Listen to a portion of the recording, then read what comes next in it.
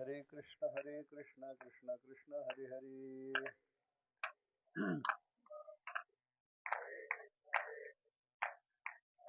हरे राम राम राम हरे हरे। हरे कृष्ण कृष्ण कृष्ण हरे हरे।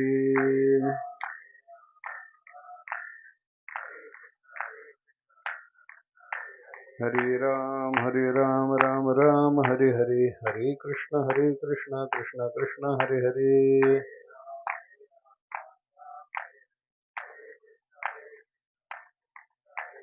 हरे राम राम हरे हरे। हरे कृष्ण कृष्ण कृष्ण हरे हरे।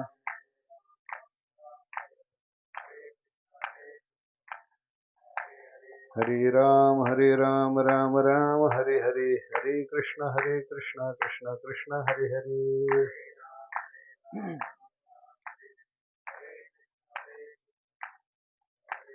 हरे राम राम हरे हरे। हरे कृष्ण कृष्ण हरे हरे।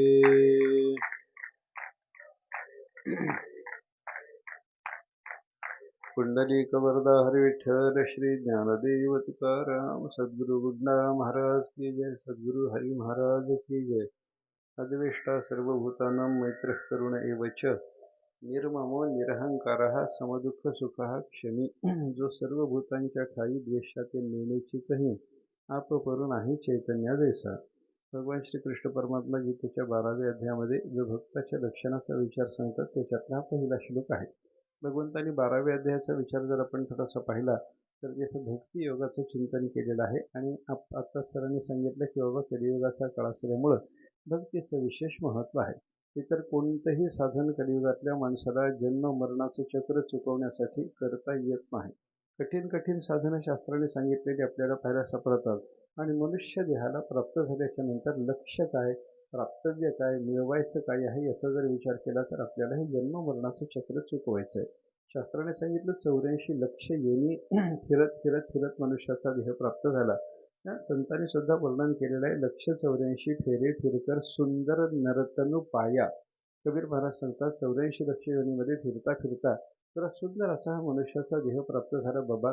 मग हा देह प्राप्त झाल्याच्या नंतर आत्तापर्यंत जे 84 लक्ष योनीचं भ्रमण केलं ते भ्रमण सगळं थांबवलं पाहिजे, नाहीतर काही उपयोग नाही। कोणत्याही शरीरामध्ये ही भ्रमंती थांबवण्याकरता करायची साधना करता येत नाही। बाकी मनुष्यापेक्षा उत्कृष्ट असलेले ही देह आहेत, मनुष्यापेक्षा निकृष्ट असलेले ही देह आहेत, पण जन्म मरणाचं चक्र थांबवण्याची साधना कुठेही करता येत नाही। कारण बाकीच्या सगळ्या देहाच्या बद्दल शास्त्राने भोगभूमी असा शब्द वापरलेला आहे आणि मनुष्य देहाला आत्ताच बरे मनुष्य देहाच्या बद्दल मात्र कर्मभूमी अशा पद्धतीचा शब्द शास्त्राने वापरलेला आहे। भोगभूमी वेगळी आणि कर्मभूमी वेगळी। आपण केलेल्या पुण्य पापाचं आत्तापर्यंत जे काही पुण्यपाप आपल्याकडून घडलेलं आहे त्याचा भोग घेण्याकरता जो देह प्राप्त होतो त्याला भोगभूमी म्हणतात आणि आपल्याला नवीन कर्म करण्याकरता म्हणून जो देह प्राप्त होतो त्याला कर्मभूमी म्हणतात। जिथं आल्याच्या नंतर नवीन कर्म करता येतं अशी कर्मभूमी असलेला एकच मनुष्याचा देह आहे। बाकी कोणत्याही देहाचा विचार करा। असं ज्ञानेश्वर महाराजांनी या 84 लक्ष योनीच्या देहाचं वर्णन करताना 3 प्रकार केलेले आपल्याला पाहायला सापडतात। एक मधला मनुष्याचा देह धरला, एक मनुष्यापेक्षा उत्कृष्ट असलेला देवादिकाचा देह धरला, एक मनुष्याच्या पेक्षा निकृष्ट असलेला पशु पक्ष्याचा देह त्याने धरलेला आहे। पशु पक्षी वगैरे जे मनुष्याच्या पेक्षा निकृष्ट आहेत ते खाली धरले आणि देवादिक इंद्र चंद्र महेंद्रासारखे जे देव आहेत त्यांना वरच्या कोटीमध्ये धरलेले मध्य भागात मनुष्याचा देह धरला। ज्ञानोबा असं सांगतात की बाबा हे 3 देह जे प्राप्त होतात ना, तीनही प्रकारच्या देहाच्या प्राप्तीकरता पुण्य पाप दोन्हीही पाहिजे। मनुष्याचा देह आपल्याला प्राप्त झाला तो पुण्य आणि पाप दोन्ही होतं म्हणून मिळाला। पशुचा देह प्राप्त झाला तरी तो पुण्य आणि पाप दोन्हीचा परिणाम असतो। इंद्रचंद्र महेंद्रासारख्या देवाचा देह प्राप्त झाला तर तोही पाप पुण्यानेच रचलेला असतो अशा पद्धतीचा विचार आहे बरं का। इंद्र झाला, ब्रह्मदेव झाला म्हणजे तो केवळ पुण्यानं झाला, त्याच्याकडे पाप नाहीच आहे असं समजायचं मुळीच कारण नाही। ज्या अर्थी प्रत्येक देहामध्ये काही सुख आणि काही दुःख दिसतं त्या अर्थी दुःखाचं कारण असलेलं पाप आणि सुखाचं कारण असलेलं पुण्य त्याही देहामध्ये आहे। इंद्र झाला, स्वर्गाचा राजा झाला, त्याला उत्तम भोग भोगायला मिळाले, ते सगळं जरी खरं असलं तर त्या इंद्राच्या वाट्याला दुःख नाही का? इंद्राच्या वाट्याला दुःख आहे। बघा इंद्राच्या बद्दल असं वर्णन केलं जातं की त्याच्या शरीराला 1000 छिद्र पडलेली आहेत। इंद्रा पडली भगे त्या अहल्येच्या संबंधानं त्याच्या अंतःकरणात कामना निर्माण झाली आणि गौतम ऋषींनी त्याला परस्त्रीची कामना निर्माण झाल्याच्या बद्दल शाप दिला आणि त्याच्या अंगाला 1000 भोकं पडली. मला सांगा, रस्त्यानं जाता जाता एक काटा मोडून आपल्या पायाला जर भोक पडलं तर किती वेदना होते. एक खिळा टोचला तर किती वेदना होते. काहीतरी कागदाला टोचता टोचता टाचणी जर आपल्या बोटाला टोचली तर किती वेदना होते. मग एक छिद्र अतिशय सामान्य असलेलं असं एखादं छिद्र आपल्या शरीराला जर निर्माण झालं तर त्याची वेदना माणसाला सहन होत नसेल तर असे 1000 छिद्र त्या इंद्राच्या शरीराला असताना त्याला दुःख नाही असं कसं म्हणतात. इंद्रालाही दुःख आहे. बरं, हे असं शारीरिक दुःखच केवळ असतं असं समजायचं कारण नाही. या लोकांना मानसिक दुःख सुद्धा, इंद्र चंद्र महेंद्र जरी झाला तरी त्याला मानसिक दुःख सुद्धा असतं बरं का. त्यांच्यात सुद्धा ईर्ष्या आहे, त्यांच्यात सुद्धा स्पर्धा आहे. असं अशा अनेक उदाहरण आपल्याला पाहायला सापडतात. एक उदाहरण आहे ना, या सगळ्या देवांच्या मध्ये कोणाची अग्रपूजा करायची असा प्रश्न निर्माण झाला होता. सगळेच देव, इंद्रही आहे, ब्रह्मदेवही आहे, हे सगळेच देव एका ठिकाणी जमा झाल्याच्या नंतर त्यांच्यामध्ये असा विचार निर्माण झाला की बाबा पहिली पूजा कोणाची, पहिला पूजेचा मान कोणाला द्यायचा याचा विचार निर्माण झाला आणि पहिली पूजा कोणाची करायची असं ठरल्याच्या नंतर मग ब्रह्मदेवाने त्याच्यामध्ये एक नियम सांगितला. सगळ्या पृथ्वीची प्रदक्षिणा ज्याच्याकडून पहिल्यांदा होईल त्याची अग्रपूजा होणार आहे. असं ठरल्याच्या नंतर सगळे देव आपल्या आपल्या वाहनावर बसून पृथ्वीच्या प्रदक्षिणेला निघाले. याचा अर्थ काय झाला, माझी अग्रपूजा व्हावी अशी प्रत्येकाची इच्छा होती. माझ्याऐवजी दुसऱ्याची जर झाली तर ते त्याला चालणारं नव्हतं. म्हणजे मत्सर म्हणा, द्वेष म्हणा, ईर्ष्या म्हणा, स्पर्धा म्हणा, असूया म्हणा, हे सगळेच्या सगळे विकार आपल्याला या सगळ्या लोकांमध्ये सुद्धा, देवादिकांमध्ये सुद्धा आपल्याला हे सगळे विकार निर्माण होणारे आपल्या होत असलेले पाहायला सापडतात बरं का. याचा अर्थच असा आहे की यांच्यामध्ये सुद्धा हे विकार जर असतील तर त्यांच्या त्या विकाराच्या योगाने त्यांना दुःख आहे की नाही बोला. कोणी मोठा झालेला दुसऱ्याला सहन होत नाही असं त्या देवामध्ये सुद्धा आपल्याला पाहायला सापडतं. याचा अर्थ काय झाला, स्पर्धा त्यांच्यातही आहे, स्पर्धा त्यांच्यातही आहे. मग स्पर्धा आली की दुःख पाठीमागे लागलं हे मात्र त्याच्यातून आपल्याला निश्चित समजावं लागणार आहे की नाही. अशी स्पर्धा देवामध्ये असेल तर देवांना सुद्धा दुःख आहे. बरं, कसं होतं बघा, काही वेळेला या देवांचा अपमान झाल्याची सुद्धा वर्णन आपल्याला पुराण इतिहासातून पाहायला सापडतात बरं का. इंद्राचा अपमान झाला. काय झालं, एका दिवशी दुर्वास ऋषी स्वर्गामध्ये गेले होते आणि स्वर्गातून असे ते रस्त्यानं चाललेले असताना समोरून इंद्राची स्वारी आली. ऐरावतावर बसून इंद्र फिरायला निघालेला होता आणि इंद्र असा फिरायला निघालेला असताना इंद्राच्या समोरून दुर्वास ऋषी येताना त्यानं पाहिले. महात्मा भेटला म्हणून इंद्र ऐरावतावरून खाली उतरला. दुर्वासाचा सन्मान करण्याची त्याला भावना निर्माण झाली. तो खाली उतरला. दुर्वासांना त्याला नमस्कार केला आणि नमस्कार केल्याबरोबर दुर्वास ऋषींनी काय करावं, त्यांची कोणीतरी पूजा केली होती. त्या दिवशी गळ्यामध्ये त्यांच्या एक फुलाची माळ घातली होती. इंद्राला देण्याकरता जवळ काही प्रसाद दिसला नाही म्हणून दुर्वास ऋषींनी तो प्रसाद असलेला हार गळ्यातून काढला आणि त्या इंद्राच्या गळ्यामध्ये घातला. इंद्राने घालून घेतला. महात्मा आहे, मोठा आहे, ऋषी आहे, तपस्वी आहे, त्यांनी आपल्याला प्रसाद दिला. ही भावना असण्याच्या पेक्षा दिलंय बाबा आणि या तपस्व्याच्या पुढे आपलं काही चालत नाही म्हणून त्याने तो गळ्यामध्ये घालून घेतला बरं का. भक्तिभावाने घालून घेतला असता तर गोष्ट वेगळी होती. पण त्यांनी घातलाय आणि आपण हा जर काढून टाकावं तर हा तपस्वी असल्यामुळे यानं जर शाप दिला तर आपलं नुकसान होण्याची शक्यता आहे. म्हणून थोडा वेळ गळ्यामध्ये ठेवला आणि थोडा वेळ गळ्यात ठेवणं झाल्याच्या नंतर थोडं इकडचं तिकडचं बोलणं झाल्यानंतर दुर्वास ऋषी म्हणाले, मला पुढे काम आहे, मी निघतो. दुर्वास ऋषी निघाले.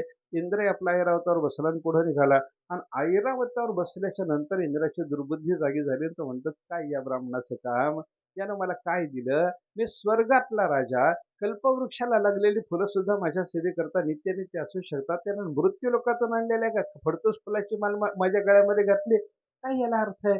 असा विचार करत करत इंद्राने ती माळ गळ्यातून काढली आणि गळ्यातून काढलेली माळ इंद्राने इकडे तिकडे प्रसाद म्हणून ठेवण्याच्या ऐवजी त्या हत्तीच्या गंडस्थळावर ठेवून दिली. ऐरावताच्या गंडस्थळावर ती माळ ठेवल्याबरोबर ऐरावत हत्तीच आहे, पशुच आहे, स्वर्गातला असला तरी तो पशुच आहे. त्यानं ती माळ उचलली, सोडल्यानं आपल्या पायाखाली तुडवून टाकले आणि नेमकं हत्ती ऐरावत आपल्या पायाखाली ती माळ तुडवत असताना दुर्वासाने वळून पाहिलं होतं आणि इंद्राला शाप दिला. त्याने, इंद्रा, माझ्या प्रसादाची पायमल्ली करतोस, तुझं ऐश्वर सगळं तुडवलं जाईल. मग स्वर्गातलं सगळं इंद्राचं ऐश्वर क्षीरसागरात पडलं. मग ते क्षीरसागराचं मंथन करून प्राप्त करून घ्यावं लागलं वगैरे पुराणातून कथा आहे. याचा अर्थ काय झाला, दुर्वासासारख्या महापुरुषाचा अनादर करण्याची भावना इंद्राच्याही मनात निर्माण होते. दुर्वासासारख्या महापुरुषाचा अनादर झाल्याच्या नंतर इंद्राचं सुद्धा नुकसान होतं. दुःख आहे की नाही सांगा त्याच्या वाट्याला. त्याच्या वाट्याला दुःख आहे, इंद्राच्या वाट्याला दुःख, अनेक दुःख इंद्राच्या वाट्याला. ते ऋषभदेव नावाचे एक राजे होऊन गेले बरं का. भरताच्या वंशामध्ये निर्माण झालेले हे ऋषभदेव नावाचे राजे, भरताचे पूर्वज येथे. ह्या ऋषभदेवाचं असं झालं, त्याने आपलं पृथ्वीचा राजा, सगळ्या पृथ्वीचा राजा आणि पृथ्वीचा राजा असलेल्या या ऋषभदेवाने असं सुंदर राज्य सांभाळलं. त्यांच्या राज्यात सुजलाम सुफलाम होतं, सगळीकडे पिकं वगैरे सगळी व्यवस्थित, पृथ्वी सगळी सुखात राहत होती. अशा अवस्थेमध्ये इंद्रानं विचार केला, अरे माझं स्वर्गातलं नंदनवन याच्या राज्याच्या पुढे फिकं पडायला लागलं म्हणे. माझी स्वर्गातली बाग आहे पण यानं मृत्यू लोकांमध्ये अशा सुंदर पद्धतीनं हे सगळं सुजलाम सुफलाम पृथ्वीचं दृश्य करून टाकलं की माझं राज्य फिकं पडायला लागलं. असा विचार करून इंद्राने ठरवलं, याच्या राज्यात आपण जर पाऊस नाही पडला तर हा कशी सुजलाम सुफलाम पृथ्वी राखतो बघू म्हणे. असा विचार करून 12 वर्ष इंद्रानं पाऊसच पडला नाही. आता 12 वर्ष इंद्र पाऊस पाडत नाही हे लक्षात आल्याच्या नंतर त्याने विचार केला ऋषभदेवाने की बाबा याला काय करावं आता, हा जर पाऊस पाडत नसेल तर, आणि आपल्याला तर राज्यशासन करायचंय, सगळ्या पृथ्वीचं रंजन करणं, मनोरंजन करणं हे राजाचं काम असतं, तेव्हा आपण पाऊस पाडून घेतला पाहिजे. असा विचार करून इंद्राला काही न विचारता स्वतःच्या योग सामर्थ्यानं धर्मबळानं त्या ऋषभदेवाने सगळ्या पृथ्वीवर पाऊस पाडून घेतला. इंद्राला बाजूला ठेवून दिलं, काही त्याचा विचार केला नाही. आणि मग इंद्राला वाटलं बाबा आपला अपमान झाला, आपण पाऊस पाडला नव्हता, त्याचं वाटोळ करावं असं आपल्या मनामध्ये आलेलं होतं, पण त्याचं काहीच बिघडलं नाही. आणि जर त्याचं काही बिघडत नसेल, आपण बिघडवायचं ठरवूनही त्याचं काही जर बिघडत नसेल तर मग त्याच्याशी दोस्ती केलेली बरी. हेच तर राजकारण आहे की नाही हो. त्याचं बिघडवून काही बिघडत नसेल तर मग त्याची दोस्ती केलेली बरी. असा विचार इंद्राच्या मनामध्ये आला. मग इंद्राने त्याची दोस्ती करायची ठरवली. आता दोस्ती कशी करा, मग इंद्राने विचार केला आपली पोरगी याला देऊन टाका. मग जयंती नावाची इंद्राची मुलगी त्यानं ऋषभदेवाला देऊन टाकली. हा प्रकार आहे सगळ्याला, आपल्याला हा भागवतामध्ये महाभारतामध्ये ही सगळी चरित्र पाहायला सापडतात. मग देवात स्पर्धा असेल, देवांचा अपमान होत असेल, त्या गोवर्धन पर्वताचं पूजन भगवान श्रीकृष्ण परमात्म्याने केलं, अशी कथा आपल्याला भागवतात मिळते. काय झालं होतं, इंद्राचा यज्ञ दरवर्षी गोकुळामध्ये होत होता. गोकुळवासी लोक दरवर्षी दिवाळीच्या पाडव्याच्या दिवशी इंद्राची पूजा करीत होते. इंद्राच्या निमित्तानं काही हवन वगैरे करत होते. हा सगळा प्रकार चालायचा. आणि एका दिवशी भगवान श्रीकृष्ण परमात्मा गोकुळातून फिरता फिरता त्यांच्या लक्षात आलं की बाबा गोकुळात काहीतरी मोठ्या उत्सवाची तयारी चालू आहे. घरी आल्यावर बापाला विचारलं, नंद बाबाला विचारलं, बाबा आपण ह्या गावात कशाची तयारी करायला सांगितलेली आहे. गावभर तयारी चालू आहे, काहीतरी मोठा कार्यक्रम आहे असं दिसतंय. कशाचा कार्यक्रम. मग नंद बाबाने समजावून सांगायला सुरुवात केली, कृष्ण आपण गोवळी आहेत ना, हो आपण इंद्राची पूजा करतो म्हणजे दरवर्षी. अरे इंद्राची पूजा कशा करता बाबा, इंद्राची पूजा कशा करता म्हणल्यावर देवाला समजावून सांगितलं नंद बाबांनी, आपण गोवळी आहोत ना, हो आपण गोवळी असल्यामुळे आपल्याकडे गोधन आहे ना, हो आपलं गोधन जगलं पाहिजे ना, हो हे गोधन जगण्याकरता चारा लागतो ना, हो मग हा चारा येण्याकरता म्हणून पाऊस लागतो ना, होय मग चारा निर्माण करण्याकरता, चारा निर्माण होण्याकरता लागणारा जो पाऊस आहे तो पाऊस देणारा इंद्र असल्यामुळे आपण दरवर्षी इंद्राची सेवा करतो. इंद्राची सेवा केली की तो पाऊस पडतो, गवत येतं, जनावर जगतात, आपलं गोधन जगतं, आपलं सगळं व्यवस्थित चालतं. हे सगळं परमात्म्याला जेव्हा नंदबाबा बोलत होते तेव्हा भगवंतांनी सांगितलं, बाबा बसू दे त्यांना, बसा बसा.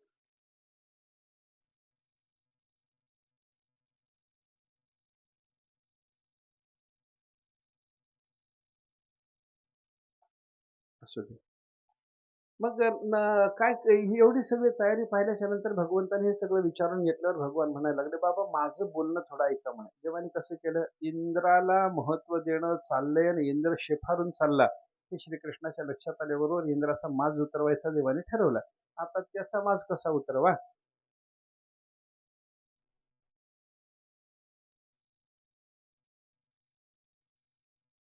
असू दे.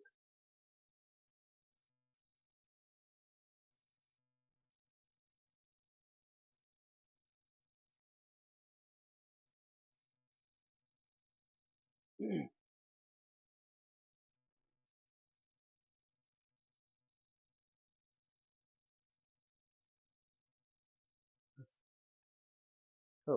इंद्राचा आता माज उतरवला पाहिजे असं श्रीकृष्णाच्या मनात आल्यानंतर देवाने योजना सुरू केली. काय बाबाला बोलायला सुरुवात केली, बाबा एक ऐका म्हणे माझं तुम्ही. काय, आपण गोवळी आहोत हे तुमचं म्हणणं बरोबर, आपलं आपलं गोवळी पण टिकण्याकरता आपलं गोधन जगलं पाहिजे हे बरोबर, हे गोधन जगण्याकरता चारा लागतो हेही म्हणणं तुमचं बरोबर.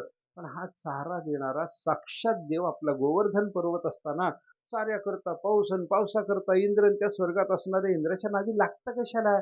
आपल्याला गोवर्धन इथल्या इथं चारा देतो ना, मग गोवर्धनाची आपण पूजा करू. आणि श्रीकृष्णाच्या बोलण्याचा प्रभाव पडला. नंदबाबांनी मान्य केलं म्हणे आपण गोवर्धनाचं पूजन करू. पण गावातल्या लोकांना विचारलं पाहिजे एकदा. सगळ्या प्रतिष्ठित गोपाळांना बोलावलं आणि सांगितलं नंदबाबांनी कृष्णाचं म्हणणं असं आहे. आपण काय करायचं? सगळे म्हणाले कृष्णाचं व्याख्यान पटलं सगळ्याला आणि सगळ्यांनी मान्य केलं म्हणे नाही नाही नाही म्हणे असंच झालं पाहिजे. गोवर्धनाचं आपण पूजन करू. श्रीकृष्णाला मग सगळ्यांनी विचारलं हे गोवर्धनाचं पूजन करायचं तर ते कसं करायचं? कोणत्या दिवशी करायचं? देवानं सांगितलं या उत्सवाकरता वेगळी तयारी करण्याची गरज नाही. इंद्राच्या उत्सवाकरता दरवर्षी तुम्ही जी तयारी करता तीच तयारी, तेच सगळे पदार्थ इंद्राच्या पूजेला दिले जाणारे पदार्थच गोवर्धनाच्या पूजेला चालतील. दिवस कोणता? ज्या दिवशी तुम्ही दरवर्षी इंद्राची पूजा करता त्याच दिवशी दिवाळीच्या पाडव्याला आपण गोवर्धनाची पूजा करू. ठरलं. सगळी सामग्री तयार झाली. नंदबाबा वगैरे सगळेच्या सगळे गोपाळ पाडव्याच्या दिवशी भगवान श्रीकृष्ण परमात्म्याने सगळ्याला सोबत घेतलं. सगळे पदार्थ तयार केलेले 56 भोग बरोबर घेतले. गोवर्धनावर गेले आणि गोवर्धनाची पूजा झाली. गोवर्धनाची सगळी पूजा करून सगळे 56 भोग गोवर्धनाला समर्पण केल्यावर श्रीकृष्णाने सर्व गोपाळांना सांगितलं आपण गायी वासरं बायका माणसं सगळेजण मुलं बाळ सगळेजण गोवर्धनाला एकदा प्रदक्षिणा करू. कारण देवाची पूजा झाल्यानंतर देवाला प्रदक्षिणा करण्याचा प्रघात असतो. आपण ह्या गोवर्धनाचं पूजन केलं तर मग याला प्रदक्षिणा करू असं म्हणून भगवंतांनी सर्वांना प्रदक्षिणेला नेलं. सगळ्या गोवर्धनाची परिक्रमा केली. परिक्रमा करणं झाल्याच्या नंतर सगळ्या शेवटी जिथून प्रदक्षिणा सुरू झाली होती तिथं भगवान श्रीकृष्ण आले आणि देवानी काय केलं एका मोठ्या विशाल रूपानं गोवर्धनावर स्वतःच प्रगट होऊन भगवंतांनी काय केलं गोवर्धनाचं स्वतः दर्शन घेतलं. सगळ्यांना म्हणायला लागले बघा बघा आजपर्यंत तुम्ही दरवर्षी इंद्राची पूजा करता इंद्राचा यज्ञ करता कधी तुम्हाला इंद्र दर्शन द्यायला आला का? हा बघा आपला गोवर्धन भगवान केवढा दयाळू आहे. एकदा पूजा केली की आपल्याला प्रसन्न झाला. घ्या त्याचं दर्शन म्हणा गोवर्धन भगवान की जय असं म्हणून भगवंतांनी जय जयकार करायला लावला.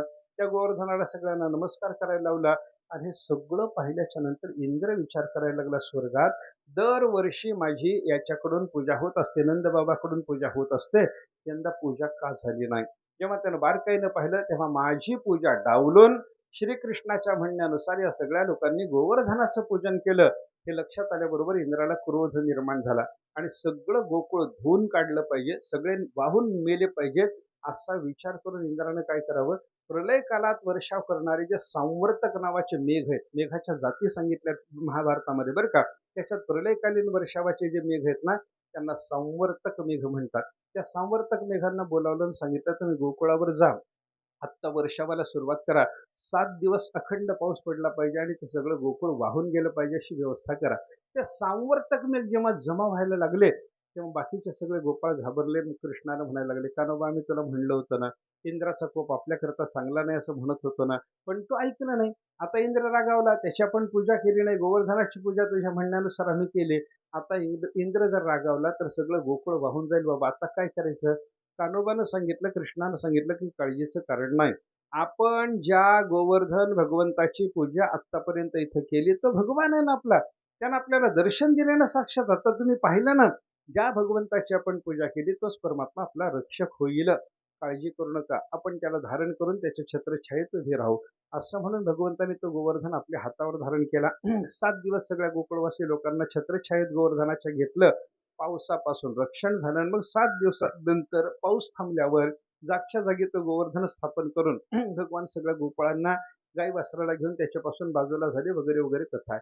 मग इंद्राच्या लक्षात आलं 7 दिवस प्रलय काळात वर्षाव करणाऱ्या मेघांना पाठवून सुद्धा या कृष्णाचं गोकुळवासी लोकांचं आपल्याकडून काही बिघडत नसेल मग काय करा त्याला शरण जा. त्याच्या त्याचं जर आपण वाकडं करू शकत नाही त्याच्या पाया पडायला जा. हा विचार इंद्राने केला. स्वर्गातली कामधेनू आपल्यासोबत घेतली श्रीकृष्णाकडे आला. कामधेनूच्या दुधाने श्रीकृष्णाला अभिषेक केला आणि भगवान श्रीकृष्ण परमात्म्याला गोविंद म्हणून पदवी देऊन त्यांना साष्टांग नमस्कार घालून क्षमा मागून इंद्र निघून गेला. ही कथा आहे. या कथेतून ही कथा आहे म्हणजे घडलेलं चरित्र आहे. या चरित्रातून लक्षात काय घ्यायचं इंद्राचा सुद्धा अपमान होऊ शकतो. इंद्राची सुद्धा ताकद कोणाच्या पुढे तरी कमी पडू शकते. मग ताकद कमी पडली अपमान झाला स्पर्धा निर्माण झाली असूया निर्माण झाली मत्सर द्वेष निर्माण झाला दुःख होत नाही का? माणसाला या सगळ्या विकाराच्या योगानं दुःख होतं. मग हे सगळे विकार इंद्र, चंद्र, महेंद्र, ब्रह्मदेवासारख्या देवातही जर आपल्याला पाहायला सापडत असतील, तर त्यांच्याही शरीरात दुःख आहे, हे लक्षात घ्या बरं का. त्यांच्याही शरीरात दुःख आहे, आणि दुःख आहे म्हणजे ते दुःख देणारं पाप त्यांच्याही शरीरामध्ये आहे, असं आपल्याला लक्षात घ्यावं लागेल. पुण्य आणि पाप, जे सुख भोगायला मिळतं ते पुण्याचा परिणाम असतं, आणि जे दुःख भोगायला मिळतं ते पापाचा परिणाम असतं, असं आपल्याला संतांनी सांगितलेलं आहे. पापाची संचिते देहासी दंडना, तुझं नारायणा बोल नाही. तुकाराम महाराज म्हणतात की बाबा माझं पापाचं संचित होतं म्हणून माझ्या देहाला कष्ट व्हायला लागले, तुला बोलायचं कारण नाही. जगामध्ये कसं असतं बघा, आपल्या देहाला दुःख झालं की माणसं पापाचा परिणाम समजत नाहीत, आणि आपल्याला जर सुख झालं माणसं म्हणतात आमच्या पुण्याचा परिणाम. सुख झालं की आम्ही पुण्य केलं म्हणायचं, आणि दुःख झालं की देवानं दिलं म्हणायचं बरं का. आणि आपल्यासारख्या समोर येऊन बोलताना तर लोक काय म्हणतात, काय करावं हो, तुमच्या देवानं दुःख दिलं, आमचा देवन तुला कसं दुःख देईल बाबा. देव जर देव जर दुःख देत असेल तर तो तुझा यासलाच पाहिजे की नाही. याचा अर्थ काय झाला, माणसं दुःख झालं की ते देवाकडे लागतात. पण तुकाराम महाराजांनी सांगितलं, पापाची संचिते देहासी दंडना, तुझं नारायणा बोल नाही. बरं का, देवाला बोलायचं काही कारण नाही. म्हणजे पाप असलं की दुःख, आणि पुण्य असलं की सुख जर असेल, तर इंद्र, चंद्र, महेंद्रालाही दुःख आणि सुख दोन्ही आहे, म्हणून त्यांच्या शरीरातही पापपुण्य आहे. पशुपक्ष्याच्या शरीराचा विचार करा, इथं तर पापपुण्य आहेच आहे. माणसाचा विचार करा, इथे सुख दुःख असल्यामुळं आपल्याला सुद्धा पापपुण्य दोन्ही दोन्ही प्रकारचं कर्म आपल्याकडेही आहे, असा विचार करावा लागतो बरं का. हे सगळं कशाकरता बोललो, पापाचा परिणाम म्हणून दुःख, पुण्याचा परिणाम म्हणून सुख, हे असल्यामुळं देह कसाही माना, मनुष्यापेक्षा उत्कृष्ट, मनुष्यापेक्षा निकृष्ट किंवा मध्यस्थ मनुष्याचा देह सर्वत्र पाप पुण्य असलेला आपल्याला पाहायला सापडतं. मग पाप पुण्यानं सगळे देह निर्माण झाले असतील तर असा 3 प्रकारचा बदल कशाला करतात, त्याला ज्ञानेश्वर महाराजांनी उत्तर असं दिलेलं आहे, जास्त पुण्य आणि कमी पापानं निर्माण झालेले मनुष्यापेक्षा उत्कृष्ट देवादिकाचे देह आहेत. जास्त पाप आणि कमी पुण्यानं निर्माण झालेले मनुष्याच्या पेक्षा निकृष्ट देह आहेत.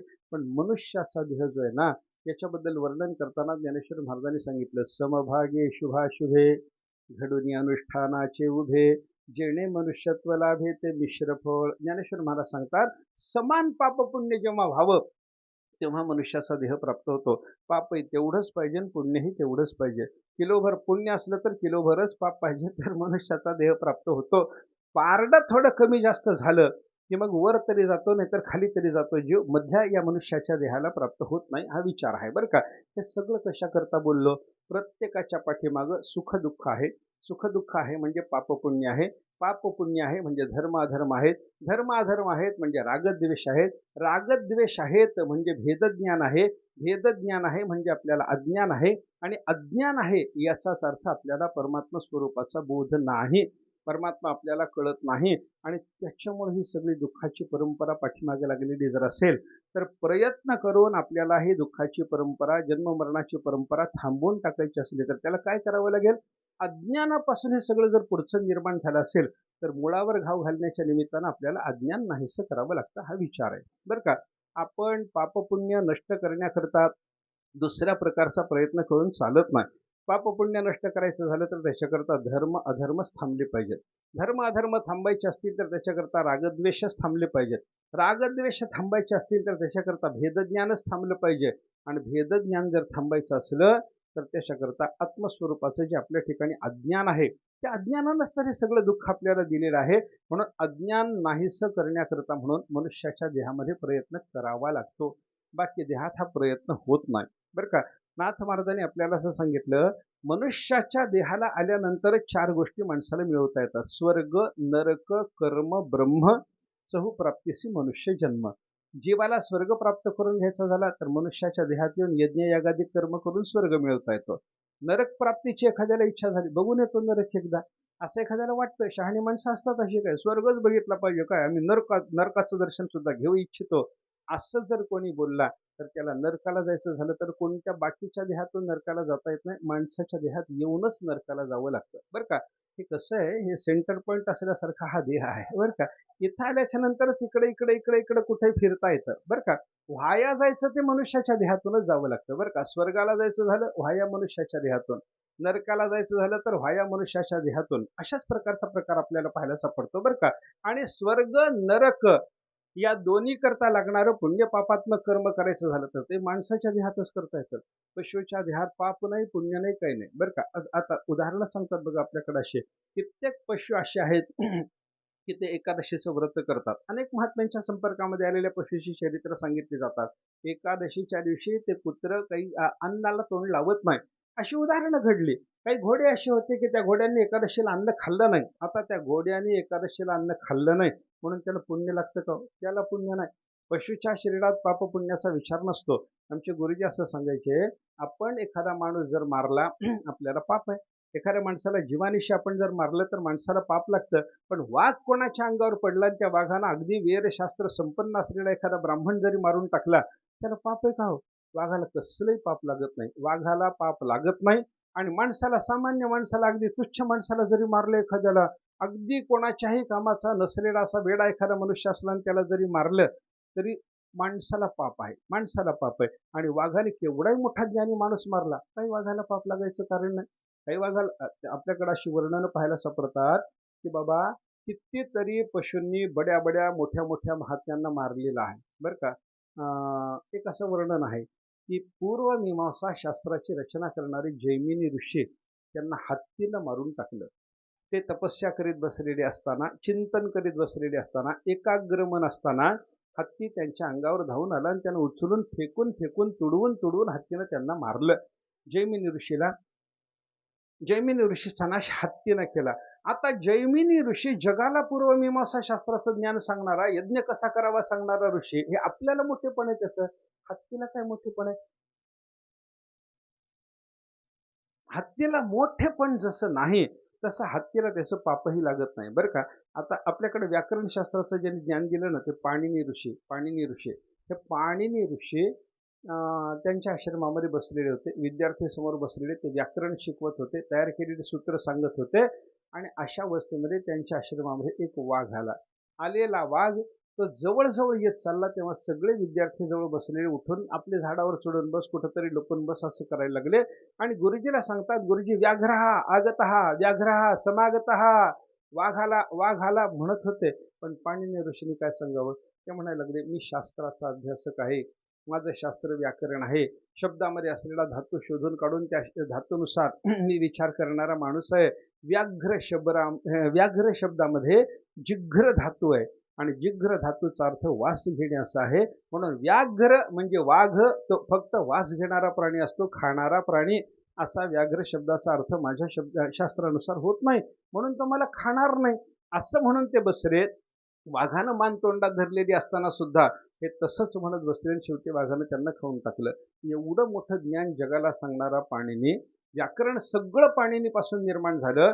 असं असताना त्या व्याकरणाचं ज्ञान देणारे म्हणून पाणिनीचं महत्त्व माणसाला जरी असलं, वाघानं त्यांना खाऊन टाकलं ना, वाघानं त्यांना मारून टाकलं ना, पाप लागतं का सांगा? पाप लागत नाही. पिंगल नावाचे मुनी, छंदशास्त्राचं ज्ञान सगळ्या लोकांना दिलं त्यांनी. छंदशास्त्र म्हणजे हे काव्य कसं निर्माण करतात. आपल्याकडे वेगळे वेगळे छंद पाहायला सापडतात बरं का.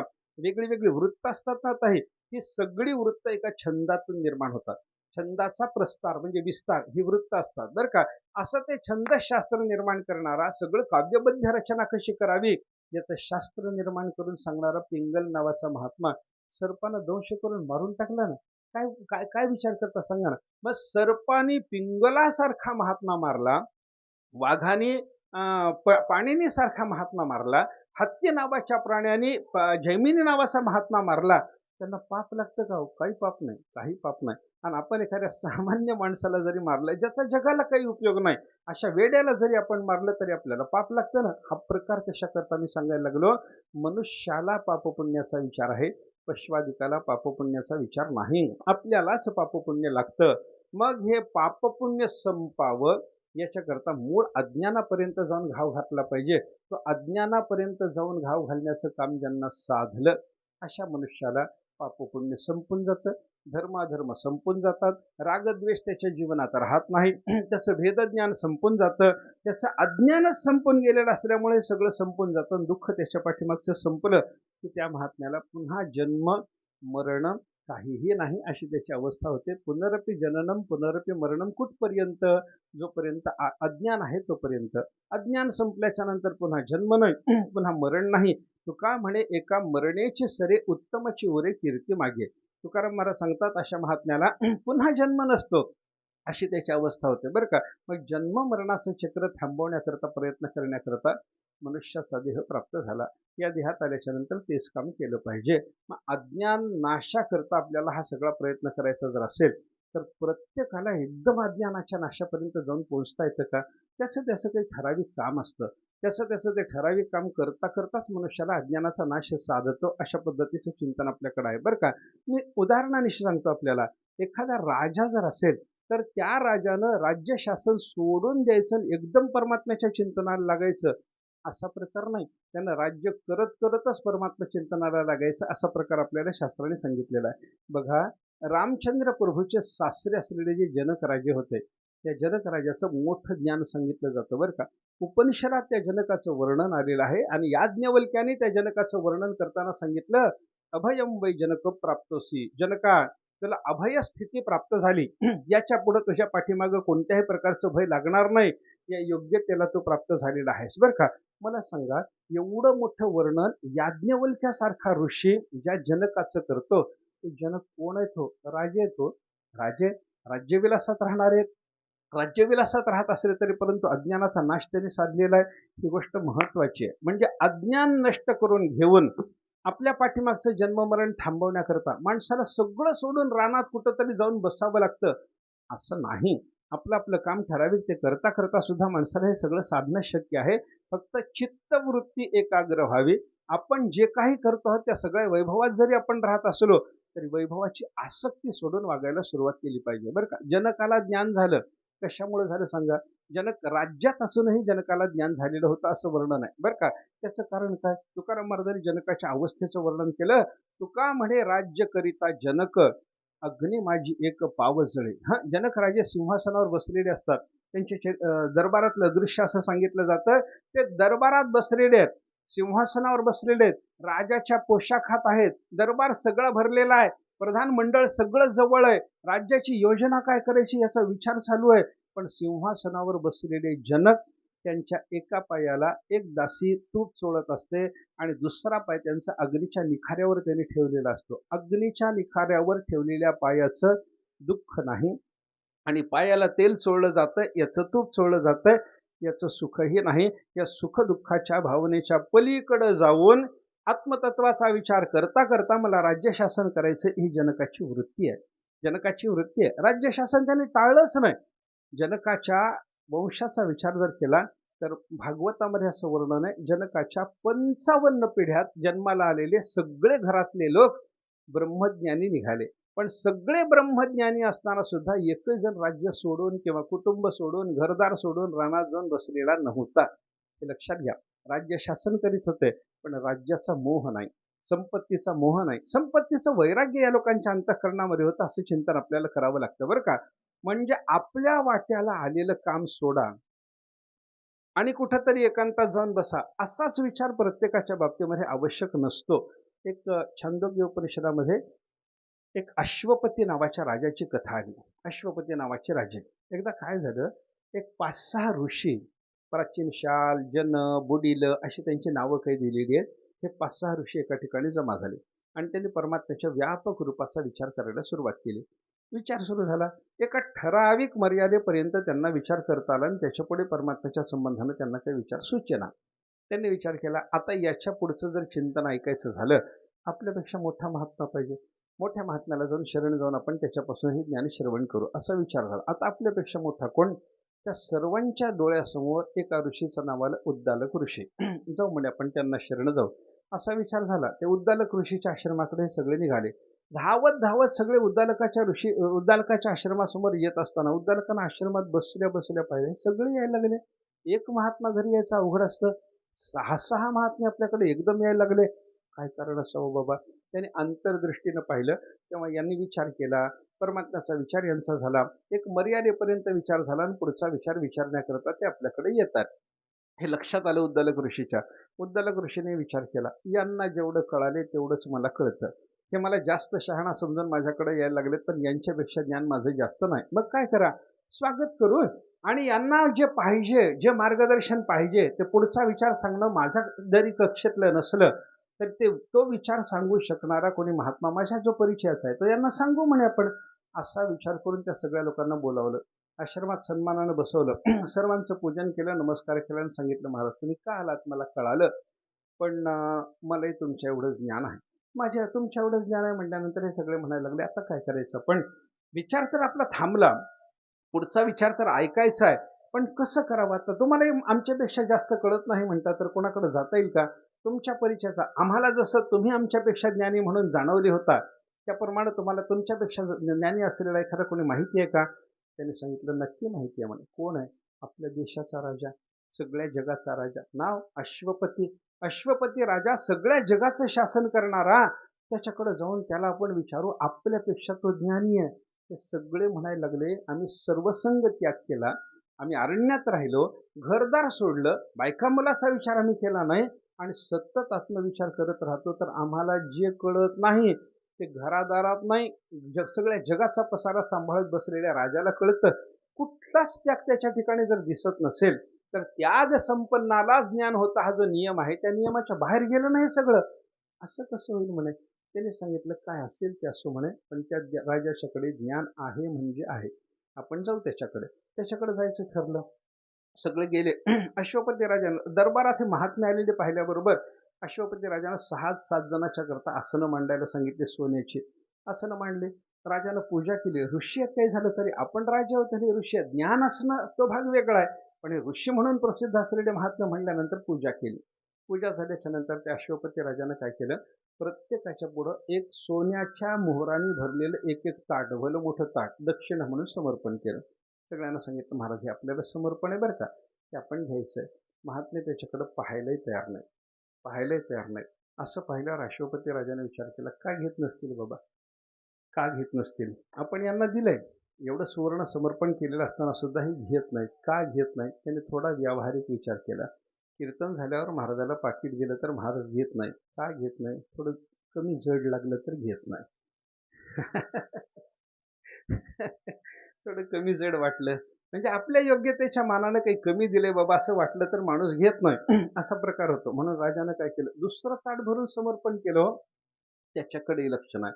मग राजाने काय केलं, आपल्या सेवकांना सांगितलं, 6 महात्मे आहेत ना, 6 जणाला 6 महालाची व्यवस्था करा, ते सगळे महाल हिऱ्या माणकानं भरून टाका आणि या महात्म्यांना सांगून टाका की हे सगळं तुम्हाला समर्पण आहे. राजाच्या सेवकाने तसंच केलं आणि सांगितलं, महाराज हे सगळं तुम्हाला समर्पण आहे बरं का. दुसऱ्या दिवशी दरबारात घेऊन यायला राजानं सांगितलं त्या महात्म्यांना, सगळ्यांना बोलवा रे, जा जा घेऊन या त्यांना, आणि त्यांनी काही घेतलंय की नाही बघून या म्हणे. राजाला सेवकांनी येऊन सांगितलं की त्यांनी काही घेतलं नाही महाराज. सगळा महाल तुम्ही भरून जरी दिलेला असला तरी त्यांनी कपर्दी केलाही, स्पर्श केलेला नाही. कशालाही त्यांनी स्पर्श केलेला नाही. हे लक्षात आल्याबरोबर राजाने त्यांना विचार केला, म्हणजे काय झालं, आपण त्यांना सोनं दिलं, पुन्हा दुसरं ताट भरून दिलं, एक एक महाल हिऱ्या माणकानं भरून दिला आणि हे काहीच घेत नाहीत, म्हणजे अजूनही कमी वाटतं का. असा विचार करून राजानं सांगितलं, आता मी एक यज्ञ करणार आहे म्हणे, थोड्या दिवसात माझा यज्ञ सुरू होईल. तो यज्ञ, त्या यज्ञामध्ये देवांना मी बोलावले स्वर्गातून आणि सगळ्या ऋषीमुनींना तुमच्यासारख्या महात्म्यांनाही बोलावलेलं आहे. त्या यज्ञात आलेल्या देवांना आणि ऋषींना मी समान पद्धतीचे अलंकार समर्पण करणार असल्यामुळं अलंकार धारण करून फिरणारा यज्ञातला एखादा विद्वान आणि अलंकार धारण करून फिरणारा देव याच्याकडे पाहून हा देव का आहे, सामान्य कुठेतरी मृत्यूलोकातला विद्वान आहे, फरक कळू नये एवढं दान करणार आहे. ते सगळं दान तुम्हाला करतो, थोडे दिवस थांबा. त्या महात्म्याने सांगितलं, राजे तुमचं चुकायला लागले म्हणे, काहीतरी चुकायला लागलं. काय चुकतंय, तुम्ही देता ते आम्हाला कमी वाटलं म्हणून आम्ही घेत नाही, असं तुम्हाला जे वाटलं ना ते चुकीचं आहे. मग राजाने विचार केला, मी देतो ते कमी वाटत नाही ना, नाही, मग हे का घेत नाहीत. दुसरा विचार राजाच्या मनात आला, आपल्या खजिन्यात दोष असावा असं यांना वाटत असेल. कारण राजाच्या खजिन्यात कोणतं धन येतं, कोणतं धन येतं, कोणी चोरी केली, चोर सापडला, म्हणजे चोराच्या दुर्दैवानं चोर सापडला. हा चोर सापडला तर चोर सापडल्याच्या नंतर त्या चोराची जी संपत्ती जप्त होते ना चोराकडून, ती जाहीर केली जाते, अशी अशी संपत्ती आहे, कोणाची असेल त्यांना येऊन ओळख पटवून न्यावं असं सांगितलं जातं. आणि कोणीच जर आला नाही, राजाला चोर सापडला चोराकडची संपत्ती मिळाली, त्या संपत्तीवर अधिकार सांगायला कोणी आला नाही. राजाच्या खजिन्यात जमा आहे ना, म्हणजे चोरीचं द्रव्य आलं ना. राजाच्या खजिन्यात चोरीचं द्रव्य आलं. बरं, टॅक्स वसूल केल्याच्या नंतर, ते कर ग्रहण झाल्याच्या नंतर कर सगळेच्या सगळे राजाच्या खजिन्यामध्ये जमा होणार. ते कर काय सगळे समाधानानच देतात का हो? ज्याला ज्याला ज्याला जो जो कर लावलेला आहे तो तो कर काय समाधानानं देतो काय माणूस? म्हणजे तळमळीने दिलेला सगळा कर तो सगळा राजाच्या खजिन्यात जमा. एखादी वेश्या आहे, ती वेश्या, तिला पुढचा भाऊ, तिला पुढचा कोणी वारस नाही, तिनं कोणाच्या नावानं संपत्ती केली नाही, तर ती मेल्याच्या नंतर तिची संपत्ती कुठे जमा होणार? राजाच्या खजिन्यात. मग असलं खराब द्रव्य राजाने जर आपल्याला दक्षिणा म्हणून दिलं तर आपण घेऊ नये असा विचार या महात्म्यांचा झाला काय, असं राजाच्या मनात आलं. म्हणजे दिलेली दक्षिणा कमी वाटली नाही. मग काय झालं? काहीतरी दोष दिसला का? दोष दिसला का असं लक्षात आल्याबरोबर राजा म्हणायला लागला, महाराज माझ्या धनात दोष नाही. बरं, कसा काय? राजाने सांगितलं, मी सगळ्या पृथ्वीचा राजा आहे, ऐका, आणि सगळ्या पृथ्वीचा राजा असून मी माझ्या राज्याची व्यवस्था काय सांभाळली. तो राजा बोलायला लागला, नमेस्ते नो जनपदे न कदर्यो न मद्यपहा नानाहिताग्निर्ना विद्वान न स्वैरी स्वैरिणी कुतः. माझं राज्य असं म्हणलं, नमेस्ते नो जनपदे, माझ्या सबंध राज्यामध्ये मी अशी व्यवस्था ठेवलेली आहे की एकही माणूस माझ्या राज्यामध्ये चोर नाही. माझ्या राज्यामध्ये एकही चोर नाही. आजच्या राजाला शपथ घालून विचारा, तुझ्या राज्यात चोर आहे की नाही म्हणून. शपथ घालून विचारायचं. आणि ती शपथ देवाची घालायची नाही, त्याच्या बायका लेकराची घालायची. देवाची शपथ घालून खोटं बोलतो त्यालाच राजा म्हणतात हो आता. असं झालं की नाही? मग त्याला शपथ कोणाची घाला? बायका मुलाची शपथ घालून त्याला विचारा, तुझ्या राज्यात चोर आहेत की नाही? मग शपथ घेतल्यावर, बायका लेकराची शपथ घेतल्यावर, त्या बायका लेकराची जरी त्याला वाचली, ती वाचली, खरं बोलावं वाटलं तर तो म्हणतो की बाबा माझ्या राज्यात चोर आहेत की नाही विचारू नका, माझ्या राज्यात माझ्यासहित सगळे चोर आहेत. प्रामाणिक राजपणानं बोलावं लागेल राजाला आजच्या. पण त्या राजानं काय सांगितलं, माझ्या राज्यात एकही चोर नाही. नमेस्ते नो जनपदे न कदर्यः, माझ्या राज्यात एकही कृपण मनुष्य नाही. न मद्यपहा, एकही मद्यपान करणारा माणूस माझ्या राज्यामध्ये नाही. न अनाहिताग्नी, ज्याला देवाची सेवा, अग्नीची सेवा करण्याचा अधिकार आहे, अग्निहोत्र घेण्याचा अधिकार आहे, आणि ज्यानं अग्निहोत्र घेतलं नाही, देवाची सेवा करत नाही, असं एकही नाही. न अविद्वान, मूर्ख मनुष्य, शास्त्राचा अभ्यास न करणारा कोणीच नाही. न स्वैरी, व्यभिचार करणारा, स्वैराचार करणारा एकही पुरुष माझ्या राज्यामध्ये नाही. मग स्वैरिणी कुतः, जर व्यभिचार करणारा पुरुषच नसेल तर व्यभिचार करणारी स्त्री माझ्या राज्यात कुठली आली? माझ्या राज्याची व्यवस्था आहे. ही माझ्या राज्याची व्यवस्था असल्यामुळे मी तुम्हाला सांगतो, माझं धन निर्दुष्ट आहे, आपण घेऊ शकता. महात्म्याने सांगितलं, राजे तेही चुकलं म्हणे. म्हणजे आम्ही तुमचं धन घेतलं नाही, त्याच्यात तुम्ही समजला की कमी पडलं. कमी नाही. आम्ही जे धन घेतलं नाही, कमी नाही, हे कमी वाटलं, हे कारण नाही असं कळाल्याच्या नंतर तुम्ही दुसरी कल्पना केली की राजाच्या धनामध्ये काही दोष असेल असं आम्हाला वाटलं असावं. तेही नाही म्हणे राजे. तुम्ही कसे राजे आहात आणि तुम्ही राज्य कसं सांभाळलं हे आम्हाला माहिती आहे. मग राजा म्हणाला, का घेत नाहीत? का घेत नाहीत? धन कमी वाटलं नाही ना? नाही. या धनात दोष दिसला नाही ना? नाही. मग का घेत नाहीत? का घेत नाहीत म्हटल्यानंतर महात्म्याने हात जोडून सांगितलं, म्हणे राजे आम्ही तुमच्याकडून हे घ्यायला आलो नाहीत म्हणे. मग आम्ही तुमच्याकडून ज्ञान घ्यायला आलो. आम्ही सगळ्यांनी मिळून एक विचार केला होता, त्या विचाराचा पुढचा विचार आम्हाला सुचत नव्हता, म्हणून आम्ही तुमच्याकडे आलेले आहोत. तुम्ही सांगू शकता? मग राजानं सांगितलं, निश्चित सांगू शकतो म्हणे. तुम्हाला जे कळत नाही ते मला कळतं, मी तुम्हाला निश्चित सांगू शकतो. मग सांगा ना राजे. सांगा म्हणल्यावर राजा म्हणायला लागला, आत्तापर्यंत तुम्ही ऋषी आणि मी राजे अशा भूमिकेत मी होतो, पण आता मात्र तुम्ही माझे शिष्य आणि मी तुमचा गुरु या भूमिकेत आलो. उद्या मला समर्पण करण्याकरता काहीतरी घेऊन माझ्या अग्निशाळेत, अग्निहोत्राला मी होम करून बसतो, तिथं या आणि मग माझ्या पाया पडा, मग मी तुम्हाला काहीतरी शिकवतो म्हणे. मग कशा करता बोललो? राज्य शासन सांभाळणारा राजा, सबंध पृथ्वीचं शासन सांभाळणारा राजा, सगळ्या पृथ्वीला सुशासन देणारा राजा, पण राज्यात राहून सगळी व्यवस्था सांभाळून संसार करून वैभवात राहून ऋषींना जे ज्ञान नाही ते ज्ञान त्या राजाच्याकडे राहू शकतं. याचा अर्थ काय? अज्ञान घालवण्याकरता लागणारं जे ज्ञान आहे, परमात्मा स्वरूपाचा जो साक्षात्कार आहे, हा साक्षात्कार मिळवण्याकरता वैराग्य लागतं. हे जरी खरं असलं तरी ते वैराग्य वृत्तीचं लागतं. सगळं सोडून गेलं तर वैराग्य असतं असं समजायचं कारण नाही. सगळं सोडून जातात पण मनामध्ये सगळं धरून जातात. नाथ महाराजांनी वर्णन केलं ना, सर्वस्व सांडूनी वना गेला वनी वनिता चिंतू लागेल. काय उपयोग? रानात गेल्याच्या नंतर हे सगळं चिंतन चालू झालं तर त्याचा काय उपयोग आहे सांगा ना? अंतःकरणाला वैराग्य असावं ही गोष्ट महत्वाची आहे. एक कथा सांगतात बघा. एक महात्मा एका गावाला आले. त्या गावामध्ये एक साधारण एक मनुष्य थोडासा परमार्थाच्या वृत्तीचा त्यांना दिसला. वैराग्य वगैरे त्याला थोडंसं दिसलं. महात्म्याने त्याला विचारलं म्हणे, "महाराज मला साधना सांगा. परमात्म्याच्या भेटीकरता मला काही साधन करायची इच्छा आहे." महात्म्याने सांगितलं, "तुला वैराग्य आहे का?" "आहे" म्हणला. "घरदार सोडायची तयारी आहे का?" "तयारी आहे" म्हणला. "मग तू घरदार सोडून मी सांगतो त्याप्रमाणे 12 वर्ष साधना कर. 12 वर्षांनी आलो की तुला ज्ञानाचा उपदेश करतो." महात्म्याने त्याला गावाच्या बाहेर एक झोपडी करून दिली. त्या झोपडीत राहायचं. 2 लंगोट्या दिल्या. याच लंगोट्या वापरायच्या. मी येईपर्यंत दुसरी तिसरी लंगोटी घ्यायची नाही. त्याच्यानंतर सांगितलं त्याला, गावातल्या काही लोकांना सांगितलं, "याला रोज भिक्षा नेऊन द्या." भिक्षेची व्यवस्था झाली, वस्त्राची, अन्न, वस्त्र, झोपडी, निवारा. संपलं किंवा काय लागतं माणसाच्या देहाला? एवढी सगळी व्यवस्था करून महात्मा निघून गेला. विरक्त वृत्तीनं वाग. आणि हा विरक्त वृत्तीनं वागायला लागलेला पाहिल्यावर गावातल्या लोकांना श्रद्धा निर्माण झाली. अरे बाबा, घर सोडलं, झोपडीत राहतो, पितांबर सोडला, लंगोटी नेसतो, काय याचं वैराग्य? खायला काय? आम्ही नेऊन दिलेलं खातो. असं म्हणल्याच्या नंतर लोकांची त्याच्याकडे गर्दी वाढली. गर्दी वाढली. मग यानं थोडंसं प्रवचन सुरू केलं. ते लोकांना आवडायला लागलं. हे सगळं झालं. गुरुजीने हे काहीच करू नको म्हणून सांगितलेलं असताना हे सुरू झालं. सुरू झालं. हे सुरू झाल्याच्या नंतर पुढं काय झालं, एका दिवशी तो असं झोपडीत बसलेला असताना एक लंगोटी अंगावर, एक लंगोटी त्याची वाळत घातलेली, तिथे रानात उंदीर आला आणि तो उंदीर त्याची ती लंगोटी तोडायला लागला, भोकं पाडायला लागला. आता लंगोटी गेल्यावर दुसरी लंगोटी घ्यायची नाही, गुरु महाराजांना सांगितलंय ना. चिंता लागली. चिंता लागली असा विचार करीत बसलेला. लोक प्रवचनाला आले. ठरल्या वेळेला प्रवचन झालं. प्रवचन झाल्यानंतर जवळ एक माणूस गेला. म्हणलं, "महाराज, चेहऱ्यावर काहीतरी चिंता आहे तुमच्या, काय चिंता लागली?" त्यांनी सांगितलं, "हो रे," म्हणे, "काय?" "एक लंगोटी उंदीर तोडायला लागला," म्हणे, "काय करावं, त्याचा बंदोबस्त कसा करू?" या विचारात. तर म्हणलं, "महाराज काळजी करू नका, माझ्या घरी एक मांजर आहे. मांजर आहे, परवाच विलय म्हणला, एक मांजराचं पिल्लू आणून देतो तुम्हाला." त्यानं मांजर आणून दिलं. मांजर आणून दिल्यानंतर त्या मांजरानं उंदीर मारला. दुसरे उंदीर यायचे थांबले. लंगोटीचं रक्षण झालं की नाही? लंगोटीचं रक्षण झालं. मांजर आलं, मांजराने उंदीर मारला, हे सगळं झालं हो. पण 4-5 दिवस यालाच खायला एक लहानसा डबा येत होता. त्या मांजराला काय देईल? मांजराला काही खायला मिळेना. त्याच्यामुळे मांजर मलूल होऊन पडलं. मलूल होऊन पडले, याला ते सहन होईना. मग लोक आल्याच्या नंतर लोकांनी विचारलं, "महाराज आता काय झालं? चेहरा का पडला होता?" तो म्हणलं, "ते उंदीर गेला हो." म्हणलं, "पण मांजर मलूल झाले की त्याला काही खायला नाही." तो म्हणलं, "काय तिची काळजी करता?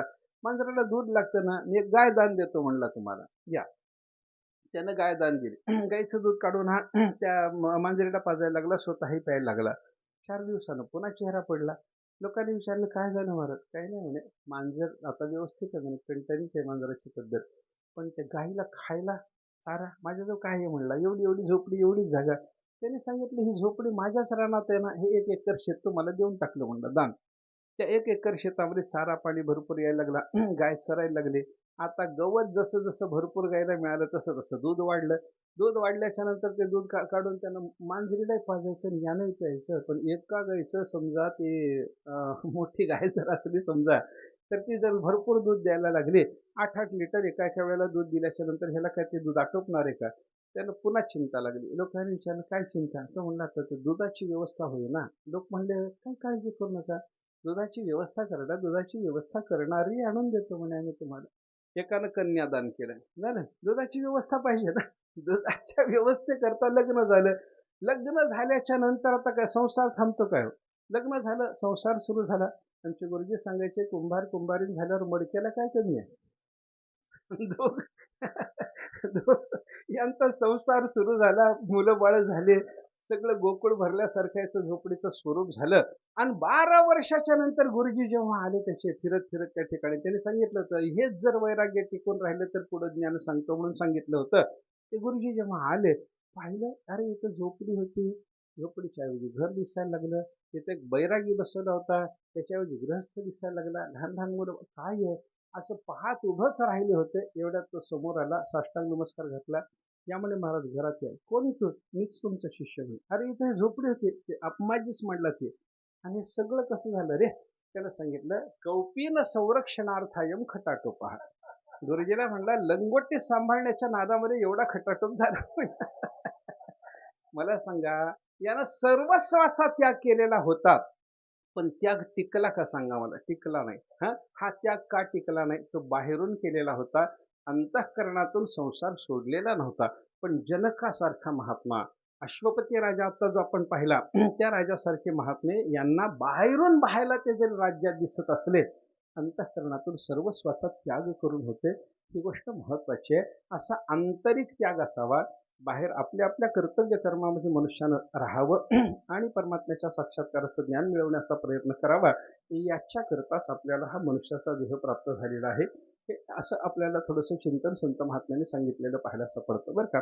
आज हा सगळा विचार करण्याचं कारण म्हणजे दोन निमित्त. आज आत्ता आपण सुरुवातीला जे प्रतिमेचं पूजन केलं इथं छत्रपती शिवाजी महाराजांच्या प्रतिमेचं पूजन केलं. तारखेनुसार आज महाराजांची जन्मतिथी आहे. 19 फेब्रुवारी महाराजांचा जन्मदिवस मानला जातो तारखेनुसार. तिथीनुसार फाल्गुन कृष्ण तृतीया हा शिवाजी महाराजांचा जन्मदिवस आहे.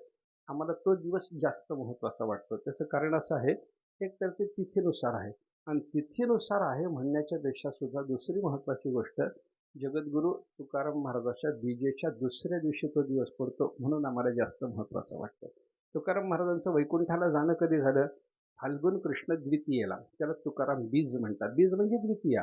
आणि शिवाजी महाराजांचा जो जन्म झाला तो तृतीयेला. म्हणजे ते त्याच्यात शक इसवी सन वगैरे वेगळे असतील, पण तिथीचा विचार करत असताना तुकाराम महाराजांची द्वितीया आणि शिवाजी महाराजांची तृतीया. एका महात्म्याचं वैकुंठाला जाणं आणि एका महात्म्याचं जगाच्या दृष्टीनं काहीतरी कार्य करण्याकरता येणं, हे एका मागून एक व्हावं हा सुद्धा फार मोठा योगायोग असतो बरं का. ही गोष्ट महत्त्वाची वाटते. तोही आहे. किंवा महापुरुषाचा जन्मोत्सव करत असताना, त्यांचा पुण्यस्मरणाचा उत्सव करत असताना तो एकाच ठराविक दिवशी केला पाहिजे असाही आग्रह असण्याचं कारण नाही. मी त्याच्याकरता उदाहरण नेहमी असं सांगतो, भगवान श्रीकृष्ण परमात्म्याचा वाढदिवस साजरा करत असताना यशोदा माता दर महिन्याला देवाचा वाढदिवस साजरा करीत होती. अष्टमी देवाची जन्मतिथी आहे ना, दर महिन्याच्या अष्टमीला देवाचा वाढदिवस. दर अयनाचा वाढदिवस, वर्षाचा वाढदिवस जसा असतो तसा अयनाचा वाढदिवस. अयनाचा वाढदिवस जसा असतो तसा ऋतूचा वाढदिवस. ऋतूचा वाढदिवस जसा असतो तसा महिन्याचा वाढदिवस. महिन्याचा वाढदिवस जसा आहे तसा पंधरवाड्याचा वाढदिवस. असे सगळे, वाराचा वाढदिवस, नक्षत्राचा वाढदिवस, असे सगळे वाढदिवस यशोदा माता श्रीकृष्ण परमात्म्याचे करीत होती. असं जर वर्णन आपल्याला पाहायला सापडत असेल, तर शिवाजी महाराजांसारख्या महापुरुषाचा जन्मोत्सव साजरा करत असताना तो एकाच ठराविक दिवशी साजरा करावा असं म्हणण्यापेक्षा त्या दिवसाचं महत्त्व आहे ते कायम राखून अन्य वेळेला सुद्धा त्यांचं स्मरण आपण त्या निमित्तानं केलं तर ते आपल्याला प्रेरणादायकच ठरतं बरं का. आणि ही प्रेरणा कशा करता? आपण आत्तापर्यंत केलेल्या विचारानुसार अज्ञान नाश करून आपल्याला मोक्षाची प्राप्ती करून घ्यायची आहे. त्याच्याकरताच हे सगळे साधना करायची असते बरं का. महापुरुषाचं स्मरण कशा करता? त्याच्याकरता. महापुरुषाचं अनुकरण कशा करता? त्याच्याकरता. सगळं त्याच्याकरता. जे करू ते सगळं त्याच्याकरता असतं बरं का. आणि शिवाजी महाराजांचं तर असं आहे, त्यांना तुकाराम महाराजांचा संबंध शिवाजी महाराजांच्या चरित्रात तुकाराम महाराजांचा संबंध आला. शिवाजी महाराजांना महापुरुषाचा संबंध होता. शिवाजी महाराजांना महापुरुषाच्या विचाराची प्रेरणा होते. शिवाजी महाराजांनी महापुरुषाची वचनं अनेक वेळेला ऐकलेली होते. नाही, नाही. मी याच्या पुढचं आपल्याला सांगतो. मला आत्ता ते आठवलं नाही. पण तुकाराम महाराजांचे जसे काही अभंग आहेत की नाही, तसे शिवाजी महाराजांचे सुद्धा 1-2 अभंग आहेत. त्यांची स्वतःची रचना आहे. शिवाजी महाराजांनी रचलेले 1-2 अभंग आहेत. मी एकदा पंढरपूरला शिवाजी महाराजांच्या अभंगावर कीर्तन केलं होतं. शिवाजी महाराजांचे 2च आहेत. 2च रचना आहेत त्यांच्या. पण त्यांच्या रचना आहेत. याचा अर्थ काय झाला? रचना करून जगाला काहीतरी उपदेश करण्याची जी संताची पद्धत आहे, त्या पद्धतीचं सुद्धा महाराजांनी अनुसरण केलेलं होतं. याचा अर्थ ते नुसते राजे नव्हते, तर जनकासारखे ब्रह्मज्ञानी अशाच पद्धतीचे ते राजे होते, असं आपल्याला गृहीत धरायला हरकत नाही. आणि ते अगदी योग्य आहे. त्याच्यामध्ये कोणालाही शंका निर्माण होण्याचं काही कारण नाही. धर्माच्या रक्षणाकरता जसा देवाचा अवतार, तसा धर्माच्या रक्षणाकरता महापुरुषाचा अवतार असतो. हे जर आपण लक्षात घेतलं तर धर्मरक्षणाकरता शिवाजी महाराजांनी हा अवतार घेतला. मागं काही लोकांनी म्हणजे मोठ्या मोठ्या इतिहास संशोधकांनी असं लिहून ठेवलंय की जर शिवाजी महाराज त्या काळात झाले नसते, तर आज आपल्याला दिसणारं जानवं आणि शेंडी चित्रातही पाहायला मिळालं नसतं. एवढी सगळी धर्माची अवनती झाली असते. आपल्या धर्माची एवढी अवनती झाली असते. पण आपण अभिमानानं जानवं घालून अजूनही मिरवू शकतो. अभिमानानं आपण शेंडी मिरवू शकतो. अभिमानानं गळ्यामध्ये घातलेली तुळशीची माळ, कपाळावर गोपीचंदनाचा टिळा आपल्याला अभिमानानं मिरवता येतो. याचं कारण काय आहे? याला कारण कोण आहे? शिवाजी महाराजांनी त्या काळात केलेलं धर्मरक्षणाचं कार्य. शिवाजी महाराज बाकी धर्माचा त्यांनी दुसऱ्या धर्माचा त्यांनी अनादर केला असं जरी नसलं तरी आपल्या धर्माचा अनादर करणाऱ्या लोकांना त्यांनी धडा शिकवला. आपल्या धर्माच्या विषयी अनास्था असणाऱ्या लोकांना त्यांनी त्यांची जागा दाखवून दिली. हे कार्य महाराजांनी केलं म्हणून आज आपण व्यवस्थित रीतीनं हिंदू म्हणून जगू शकतो. ही त्यांची कृपा आहे, त्यांची कृपा आहे. आणि हे कृपेनं ज्याच्या जगतो मनुष्य ते सगळे महापुरुष असतात. मग ते संत म्हणून निर्वद्यात की राजे म्हणून निर्वद्यात ते महापुरुष असतात, याच्यामध्ये वाद नसतो बरं का. असं शिवाजी महाराजांचं स्मरण आज आहे. आणि योगायोगानं ज्यांच्या द्वितीय पुण्यस्मरणाच्या निमित्तानं हा समारंभ या ठिकाणी घेतला जातो आहे ते वैकुंठवासी गंगारामजी चक्रवाट त्यांच्या पुण्यस्मरणानिमित्तानं हा कार्यक्रम घेतो आहोत. याही महापुरुषाची जीवनाची स्थिती जर आपण पाहिली तर सज्जन वृत्ती, अतिशय सरळ स्वभाव, त्यागी वृत्ती हे सगळं त्यांच्या जीवनामध्ये आपल्याला पाहायला सापडतं. कसं आहे बघा, तुलना करायची म्हणून ही तुलना आपण कधीच करत नाही. पण महापुरुषाचा त्याग जर मनभर असेल तर ज्याच्या जीवनामध्ये कणभर त्याग दिसतो तोही महापुरुषच. हे आपल्या लक्षात घेतलं पाहिजे. हा, तुकाराम महाराज शिवाजी महाराजाचा त्याग जर मनभर असला तर गंगारामजी सारख्या माणसाचा कणभर त्याग असून सुद्धा त्याच्यातच की नाही बघा, 1 किलोभर सोनं असू द्या किंवा 1 गुंजभर सोनं असू द्या, कसाच्या दृष्टीने काही बदल असतो का? कस एकच असतो की नाही. हा, ज्ञानेश्वर महाराजांनी असं वर्णन केलंय, जे वाणी शातुका त्याची वेगळी वाला एका म्हणून एक देशिया व्यापका सरिसा पाडू. ज्ञानेश्वर महाराज सांगतात, व्यापक असलेली एखादी वस्तू आहे, त्याच वस्तूतली एक मर्यादित वस्तू बाजूला काढली, कस एकच आहे ना. 100 तोळे सोन्याची लगड काय आणि 1 वालभर सोनं काय, दोन्हीचा कस जर आपण पाहायला लागलो तर ते 52 कसे सोनं ते 52 कसे सोनंच असतं. त्याचा कस सारखाच असतो. कसाच्या दृष्टीनं बदल नाही. ज्ञानेश्वर महाराजांनी दुसरं उदाहरण आपल्याला सांगितलं, अमृताची या सागरी जे लाभे सामर्थ्याची थोरी तेच दे अमृत लहरी चुळी घेतलिया. ज्ञानेश्वर महाराज म्हणतात, अमृताच्या समुद्रात कोणी पडला त्याला काय प्राप्त होतं? अमरपणा येतो. अमृताच्या समुद्रात पडला की अमर होऊन जातो. बरं, ज्ञानेश्वर महाराज म्हणतात, अमृताच्या समुद्रावर पडल्यावर अमर होतो हे बरोबर आहे रे, पण अमृताची लाट मिळाली तर अमरच होतो.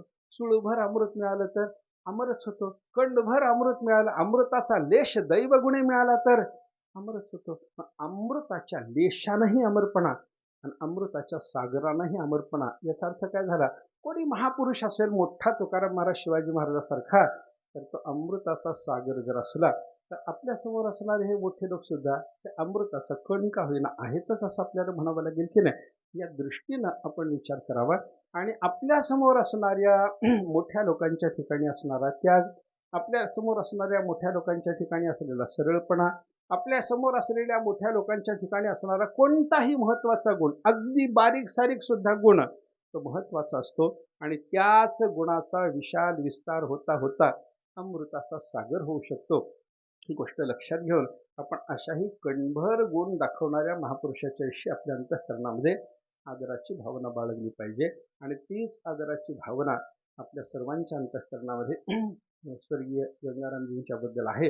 म्हणून आपण सगळेजण या ठिकाणी जमा झालात, त्यांच्याप्रती श्रद्धांजली व्यक्त करू.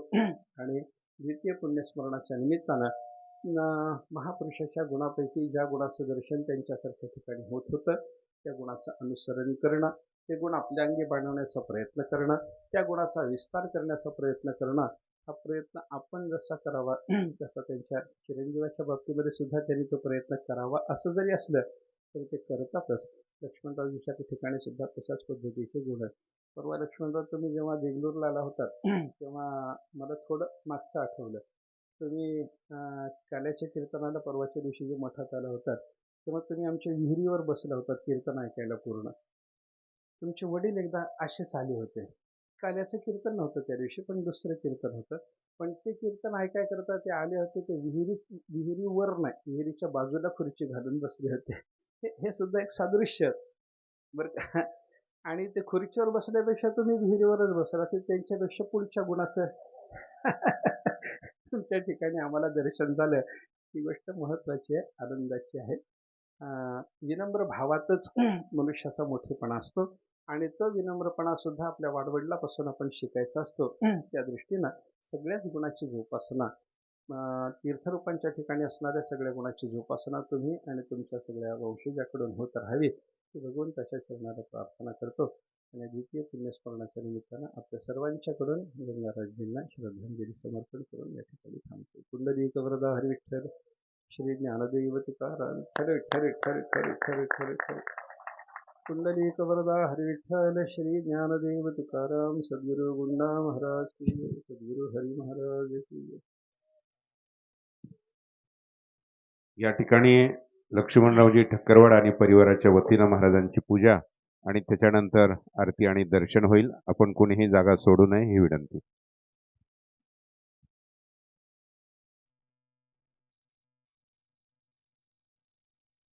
ठक्करवाड परिवाराच्या वतीनं महाराजांचं पूजन आणि त्यानंतर आरती आणि त्याच्यानंतर दर्शन होईल. कोणीही आपली जागा सोडायची नाही ही विनंती.